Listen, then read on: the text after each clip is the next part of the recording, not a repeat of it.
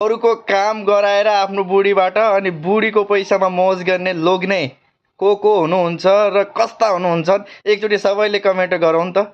ल मैले हेर्छु, सबैको प्रोफाइल खोलेर हेर्छु मैले। के अर्काको छोरी पाल्न सक्थ्यो र यार यस्तो ज्याठाले।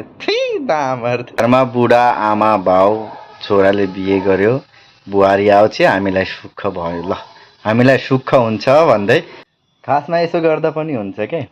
अब बुढाले बुढीको घर जाने के, बुढीले घोडामा बसेर जन्ती लिएर आउने, अनि त्यो बुढाले दुलै भएर हातमा चुडी लगाएर फेरि त्यो केटीको घर जाने। नियम यस्तो हुनुपर्छ। हेर त, च्याट्ट बिहे गरेर बेङ्गलोर लग्यो, आरामले त्यो ढेरहरूको काम गरायो, 20-20 घन्टा 12-12 घन्टा गरायो, अनि पैसा आउँछ, पैसा अनि आएको पैसामा मौज गर्यो। मेरो बुढी त कति जाति भन्दै बुढीको कमाइ खान्छ। धेरै मजा आएछ नि बुढीको कमाइ खान।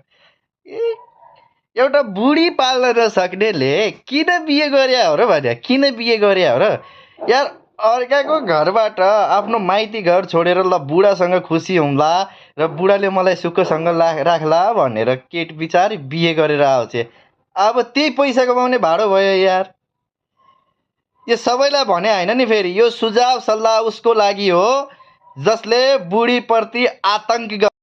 रिस उठिरहेछ, रिस त जसलाई नि उठ्छ, तर रिस गरेर होइन, दिमाग चलाउनु पर्छ। दिमाग, यो कुराले केही सिक्या होला भन्ने जस्तो लाग्यो मलाई, तर वास्तविक त्यही हो जो म भनिरहेको छु। आमा बाउको भावना पनि बुझ। मजाहरू